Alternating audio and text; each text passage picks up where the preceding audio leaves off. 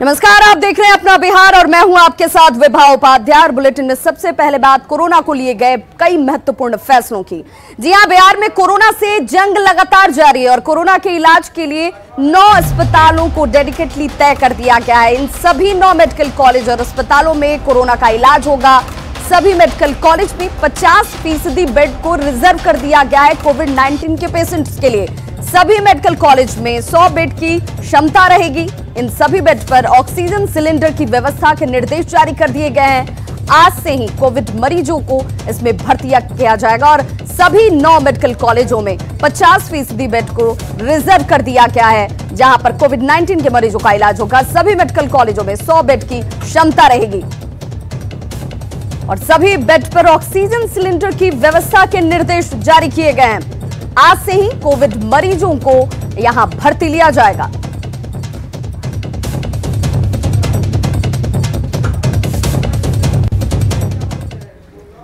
तो बिहार में कोरोना के जितने बदतर मामले आ रहे हैं और बढ़ते हुए इन मामलों को देखते हुए पटना एम्स को कोरोना अस्पताल घोषित कर दिया गया है।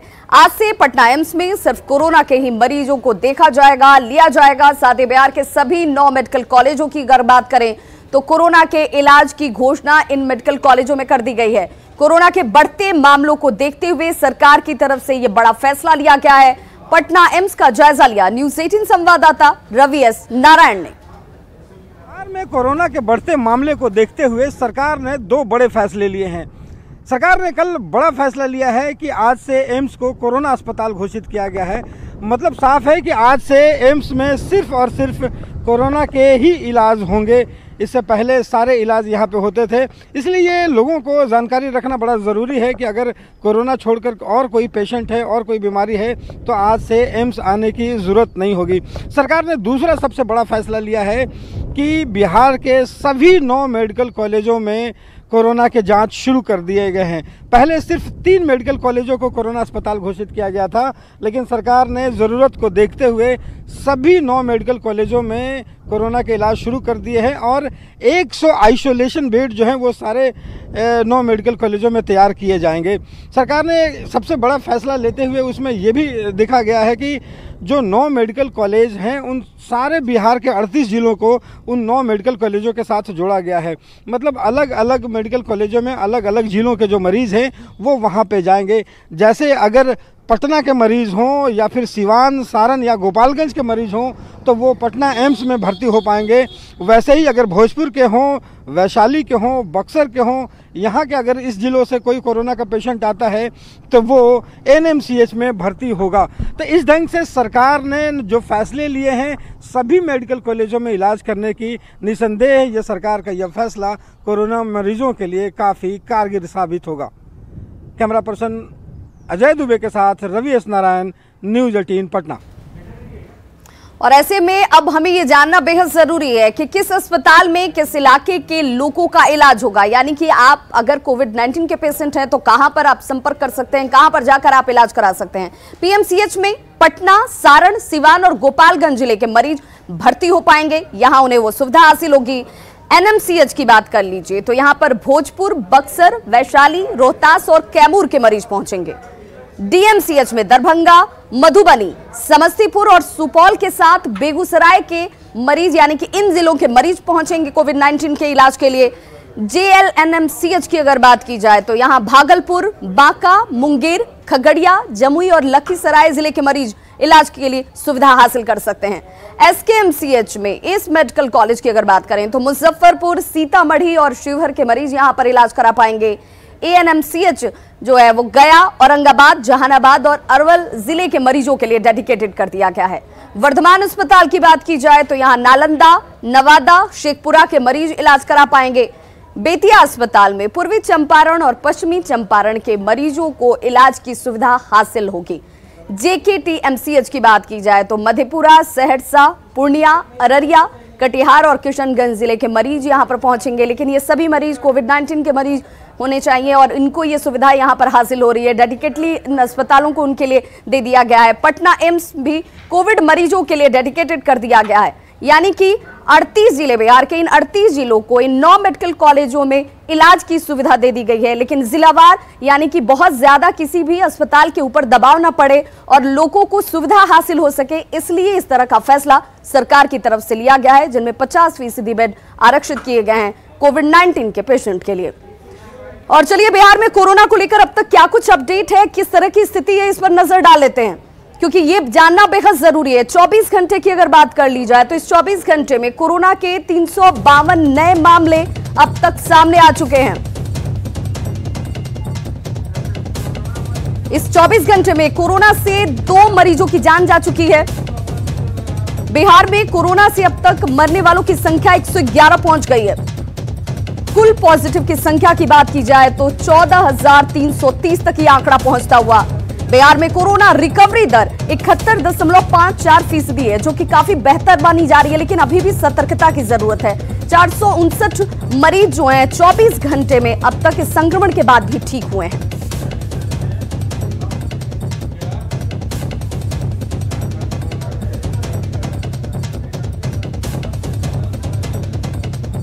तो अब तक क्या कुछ स्थिति कोरोना को लेकर के बिहार में। हालांकि अगर रिकवरी रेट की बात की जाए तो तकरीबन 72% रिकवरी रेट है, और इस वजह से ही मुख्यमंत्री नीतीश कुमार ने कहा कि बहुत ज्यादा पैनिक होने की जरूरत नहीं है, डरने की जरूरत नहीं है, लेकिन एहतियात, सतर्कता और बचाव ही आपको सुरक्षित रख सकता है, आपके अपनों को बचा सकता है। और ऐसे में मास्क का इस्तेमाल जरूर करें। सोशल डिस्टेंसिंग का पालन करना एकमात्र उपाय इस कोरोना को मारने के लिए, इसे हराने के लिए। तो देश में कोरोना के कुल 8,20,916 केस अब तक सामने आ चुके हैं। देश में अगर कुल आंकड़ों की बात की जाए तो 22,123 मरीजों की मौत अब तक हो चुकी है। 24 घंटे में कोरोना के 27,114 नए मरीज 24 घंटे में देश में सामने आए हैं। इसी 24 घंटे में 519 मरीजों की मौत देश में हो चुकी है। वहीं कोरोना के 2,83,407 एक्टिव केस अभी भी देश में मौजूद हैं। 5,15,386 मरीज संक्रमण के बाद भी देश में ठीक हुए हैं।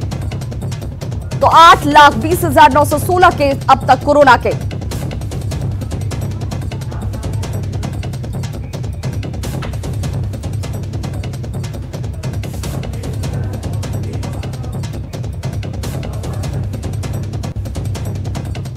तो इन आंकड़ों को देखकर आपको यह बात जरूर समझ में आ गई होगी कि अभी भी एहतियात ही एकमात्र उपाय है कोरोना को हराने का, उससे अपनी जान को बचाने का। तो सतर्कता बेहद जरूरी है।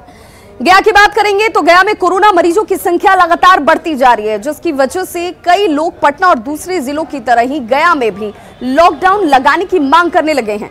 इनकी माने तो कंटेनमेंट जोन को सील करने के बावजूद लोगों की आवाजाही लगातार इन इलाकों में हो रही है। वहीं सड़क और विभिन्न दुकानों में सोशल डिस्टेंसिंग या मास्क पहनने की अनिवार्यता का पालन सही तरीके से नहीं किया जा रहा, और यही वजह है कि कोरोना का संक्रमण लगातार तेजी से बढ़ता हुआ और दूसरी जगहों पर भी इसके फैलने की आशंका बनी हुई। गया में कोरोना मरीजों की अगर संख्या की बात की जाए तो 300 के पार ये संख्या जा चुकी है, और आम लोगों के साथ ही पुलिस और कई विभाग के अधिकारी अब तक इसकी चपेट में भी आ चुके हैं। न्यूज़ 18 संवाददाता अरुण चौरसिया ने जायजा लिया है। इतना खतरनाक बीमारी है कि यहाँ सख्ती बहुत ज़रूरी है, लोगों में दूरी बनी रहे, लोग दूर होकर रहें। अब यहाँ तो मैंने अब मोटरसाइकिल पर भी डबल और ट्रिपल लोड चल रहा है, कोई नहीं कुछ बोल रहा है। मास्क लगा के नहीं चल रहा है, फिर भी कोई कुछ नहीं बोल रहा है।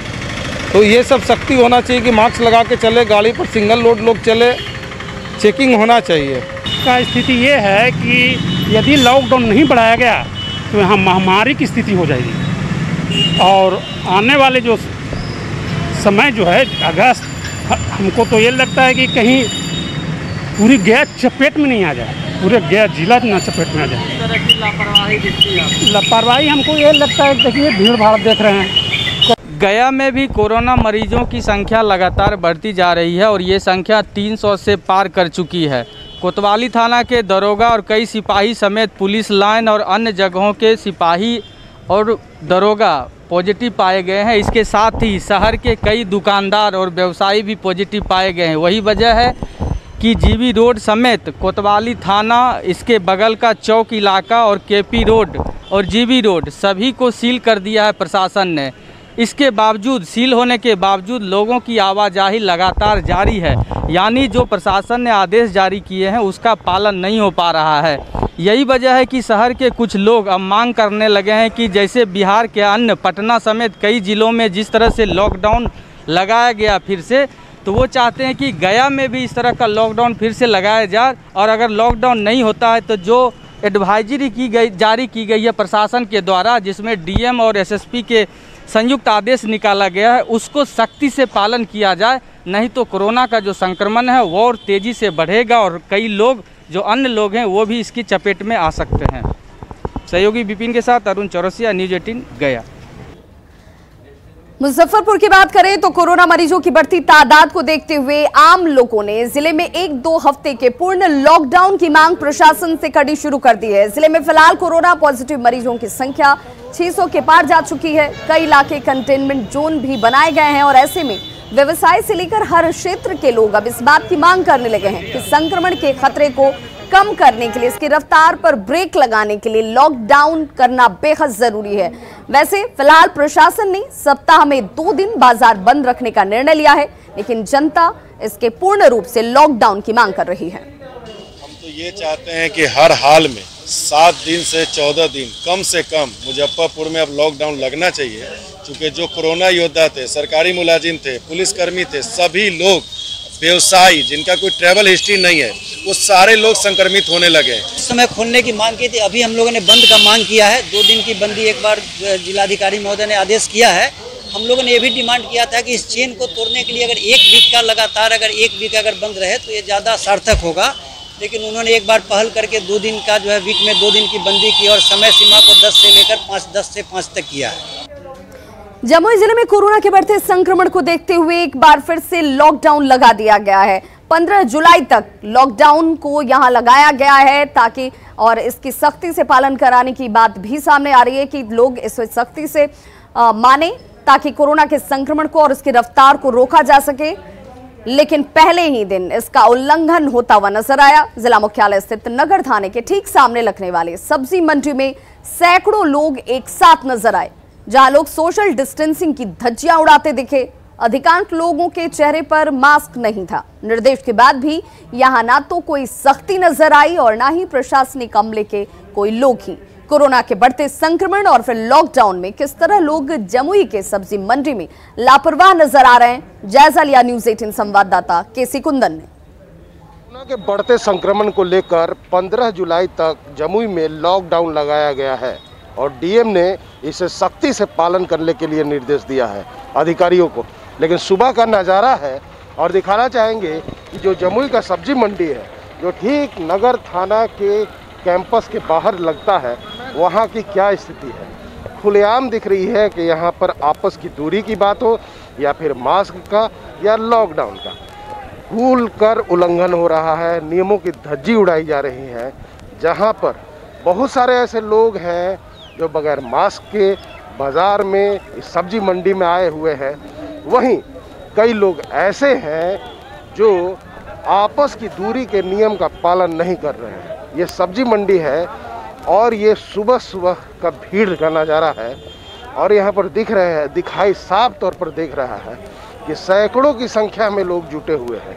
जैसा कि बताया गया था कि लॉकडाउन के लगते ही सुबह से ही नियम का पालन कराने के लिए जिला प्रशासन के लोग बाहर होंगे, सड़क पर उतरेंगे, लेकिन ऐसा अभी कुछ नहीं दिख रहा है। और स्थिति ऐसी है कि जो कोरोना के संक्रमण को लेकर जो बढ़ रहा है, जिस तरह से संक्रमण, उसके रोकथाम के लिए जो लॉकडाउन लगाया गया है, उस लॉकडाउन का नतीजा परिणाम सामने है, सड़क पर है। और वो हैरानी की बात है कि जिला मुख्यालय के बीचों बीच, कह सकते हैं कि बीचों बीच जहाँ पर प्रशासनिक अधिकारी रहते हैं, वहाँ के हालात हैं। जब कोई जमुई जिले के सभी प्रखंड के मुख्य बाज़ारों में भी लॉकडाउन लगाया गया है। कई लोग ऐसे हैं जो बाज़ार में आए हुए हैं और मास्क का उपयोग नहीं कर रहे हैं। मास्क के बगैर देख सकते हैं कि मास्क के बगैर लोग चल रहे हैं। बहुत सारे ऐसे लोग दुकानदार भी हैं जो मास्क का उपयोग नहीं करते।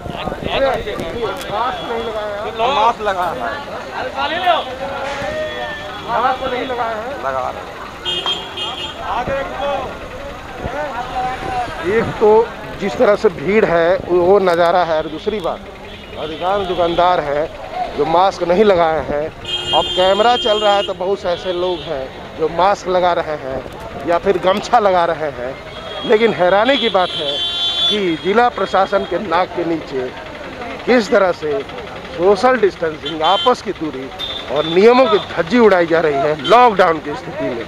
केसी कुंदन, न्यूज़ 18 जमुई। तो देखिए, जमुई जिले की तस्वीर आप देख रहे थे जहां पर 15 जुलाई तक लॉकडाउन लगाया गया, लेकिन जिस मकसद से लॉकडाउन लगाया गया है उसका पालन यहां नहीं हो रहा और ऐसे में कोरोना की रफ्तार कम हो जाएगी या थम जाएगी, इसकी तस्वीर कहीं से दिखती नहीं है। भागलपुर स्मार्ट सिटी के लिए चयनित होने वाला पहला शहर है, लेकिन महज 1 घंटे की बारिश के बाद इसके हालात बदतर हो गए। भागलपुर के दक्षिणी क्षेत्र को मुख्य शहर से जोड़ने वाला भोलानाथ पुल मार्ग तालाब जैसा नजर आ रहा है।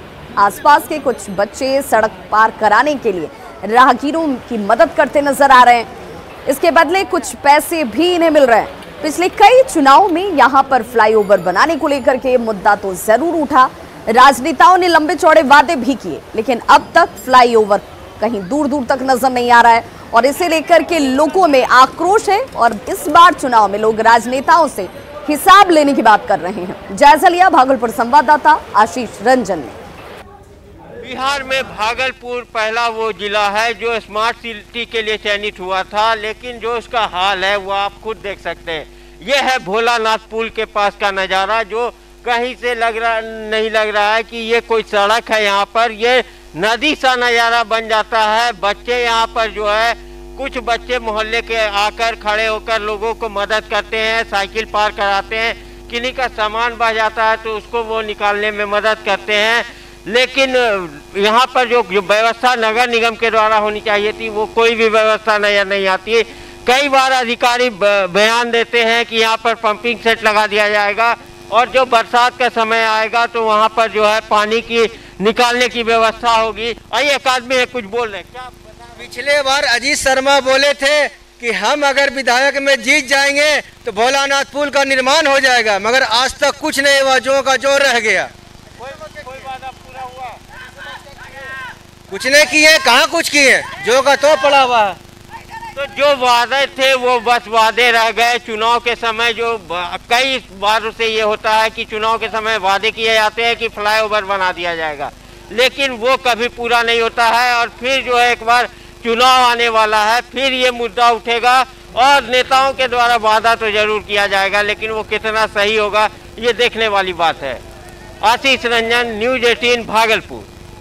तो देखिए, महज सिर्फ 1 घंटे की बारिश में शहर की स्थिति कैसी नारकीय हो गई। हालांकि हर बार चुनावी मुद्दा ये जरूर बनता है, लेकिन तस्वीर इसकी नहीं बदलती और लोग एक बार फिर से ये कह रहे हैं कि चुनाव का वक्त है, हम सबक सिखाएंगे।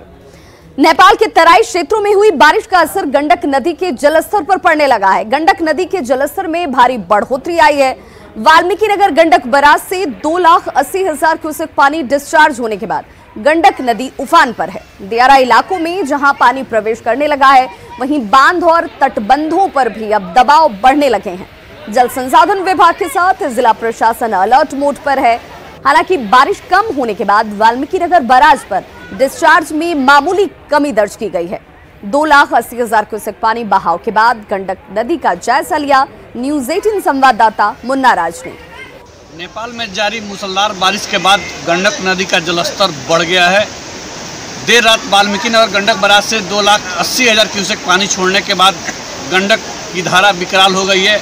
आप देख सकते हैं गंडक नदी का नज़ारा है और सामने जितने सरकारी स्तर पर जो आदेश आया है उसके बाद नाव का परिचालन रोक दिया गया है और गंडक नदी में फिलहाल किसी भी तरह के नाव के परिचालन को चलाने की अनुमति नहीं है। और सामने का इलाका आप देख रहे हैं दियरा का इलाका है और गंडक नदी का डिस्चार्ज बढ़ने के साथ ही दियरा के जो निचले इलाके में गांव है उन गांवों में पानी घुसना शुरू हो गया है। साथ ही बांध और तटबंधों पर भी दबाव बढ़ गया है, जिसको लेकर जल संसाधन विभाग अलर्ट है। जिला प्रशासन ने ही जिलेवासियों से सतर्क रहने का अनुरोध किया है। अब देखना होगा कि बारिश का क्या स्थिति होता है और बारिश की स्थिति ऐसी ही बनी रही तो गंडक नदी और भी कहर बरपा कर बाढ़ की समस्या पैदा कर सकती है। मुन्ना राज, न्यूज़ 18 बगहा। तो हर बार ये स्थिति बनती है और एक बार फिर से गंडक नदी में और इसके आसपास रहने वाले लोगों को इस बात का डर सता रहा है कि जलस्तर बढ़ने के बाद क्या एक बार फिर से उनकी नियति डूबने की ही होगी। गंगा के रौद्र रूप से बेगूसराय के ग्रामीण दहशत में है। मटिहानी प्रखंड के चितनौर और खोरमपुर पंचायत के आसपास तकरीबन 500 मीटर के क्षेत्र में तेज गति से गंगा का कटाव जारी है। इससे गंगा के किनारे बसे लगभग 50,000 की आबादी प्रभावित है। बेगूसराय सदर अनुमंडल के मटिहानी स्थित चितनौर और खोरमपुर गांव बाढ़ की रडार पर है। 2 दशक पूर्व गंगा की मुख्य धारा आबादी क्षेत्र से लगभग 1 किलोमीटर दूर चली गई थी और इन क्षेत्रों में बड़ी संख्या में लोगों ने अपना आशियाना बना लिया।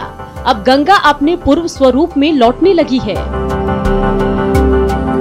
दिन रात होते रहे ये जमीन जगह से गिरिए गए 3 महीना से कोरोना से रहिए एकदम बेहाल। अब घर कटे पर 10 लगा 20 लगा पर हमारे घर है। घर अब कहाँ की करबे, घर तोड़े के उपाय नहीं। जो स्थिति बन रही है हम लोग तो बर्बाद हो जाएंगे। पूरा इंदिरा आवास लेके बच्चा गरीब सब बनाया उसका घर विलीन हो रहा है गंगा में। इस बाबत बेगूसराय के सदर एसडीएम भी मानते हैं कि गंगा का तेज कटाव हो रहा है, लेकिन जिला प्रशासन एवं जल संसाधन विभाग के द्वारा कटाव रोकने की दिशा में तेजी से कार्य किए जा रहे हैं और समय रहते कटाव को रोक लिया जाएगा। मुझे लगता है कि लगभग 2,000-2,500 की आबादी है जो प्रभावित हो सकती है, लेकिन वो उसका नौबत नहीं आना दिया जाएगा। उससे पहले उसको कटाव करा दिया जाएगा। गंगा की अविरल धारा के विस्तार के लिए सरकार कई योजनाएं चला रही है। अब जब गंगा की धारा वापस लौटने लगी तो बाढ़ के खतरे का डर लोगों को सताने लगा है। ऐसे में सरकार ने अगर जल्द ही कदम नहीं उठाया तो बाढ़ की तबाही का मंजर कई आशियाने को तबाह कर देगी। न्यूज़ 18 के लिए बेगूसराय से संतोष कुमार की रिपोर्ट। तो गंगा की अविरल धारा जो है वो लगातार यहाँ पर ऐसी ही बनी रही और उसके बाद लोगों को अब इस बात का डर कि क्या एक बार फिर से उनके आशियाने इसमें विलीन हो जाएंगे। खबरों का सिलसिला लगातार जारी है। आप देखते रहिए न्यूज़ 18 बिहार झारखंड।